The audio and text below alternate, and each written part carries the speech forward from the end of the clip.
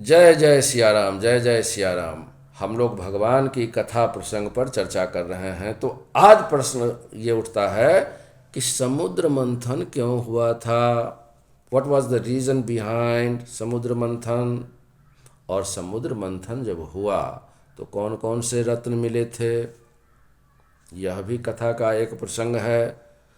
भगवान भोलेनाथ को सावन के महीने में जल क्यों चढ़ाया जाता है, इसकी क्या महत्ता है, यह भी हम लोग प्रसंग इसको समझेंगे। बहुत बड़ा प्रसंग है। हम सब सावन के महीना में भोलेनाथ की पूजा करते हैं ना, जलाभिषेक करते हैं ना। तो इसलिए यह कथा जो है आज हम सबको बताएगी। हम सब जानते हैं लेकिन कथा हम लोग आपस में कर रहे हैं, आप और हम दोनों कर रहे हैं, दोनों सुन रहे हैं। यह परस्पर देवो भवः का ही हमारे संस्कृति, भारतीय संस्कृति का ज्वलंत उदाहरण है। और क्या है, आप तो सब कुछ जानते हैं, आप हमसे ज़्यादा जानते हैं, लेकिन कथा है। तो सागर मंथन क्यों हुआ, सागर मंथन किस महीने में हुआ, इससे क्या क्या लाभ हुई, क्या क्या रत्न मिले, इस पर हम लोग चर्चा कर रहे हैं।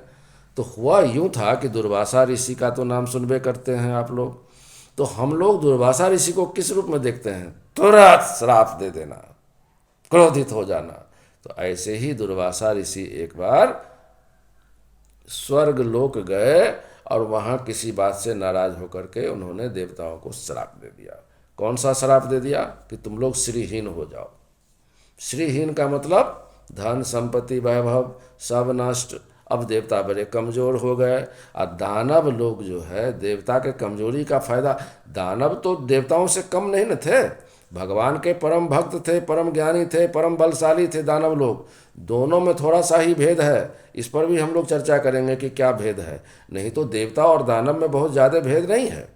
दानव भी वही काम करता था, भगवान का परम परम भक्त होता था और होता ही है।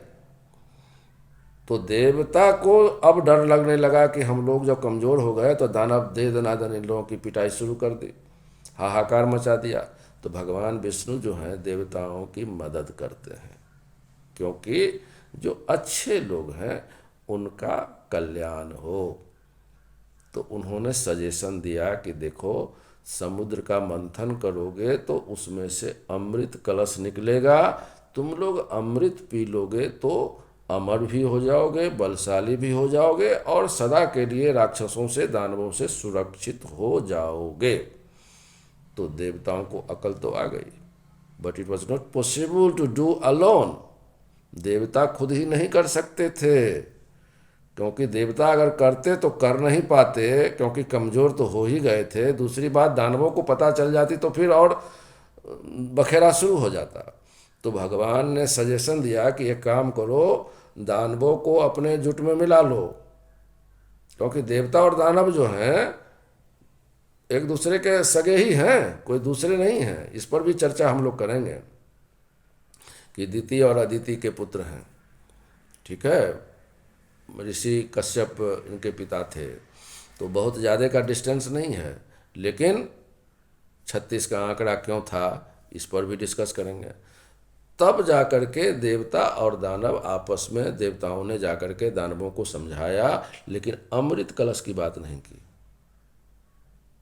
बात की कि इसमें से रत्न निकलेगा और रत्न की शेयरिंग हम लोग आपस में कैसे करें। इस मोडस ऑपरेंडी को भी इन लोगों ने आपस में सहमति पत्र पर हस्ताक्षर किए। और उसके बाद ये हुआ कि मंदराचल पर्वत को निवेदन किया गया, और जो नागराज बासुकी नाथ हैं उनको जो है निवेदन किया गया कि आप ऋषि बनिए। और सबको मिला जुला करके एक तिथि तय की गई, और सावन के महीने में ही चूँकि ये जो समुद्र मंथन का काम का श्री गणेश शुरू हुआ। तो आज का वीडियो थोड़ा लंबा हो रहा है, तो इसको यहीं हम समाप्त करते हैं।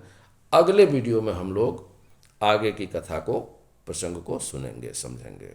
तब तक के लिए आप सबको नमस्कार, प्रणाम, जय जय सिया राम। शेयर करिएगा, सब्सक्राइब करिएगा। जय जय सिया राम।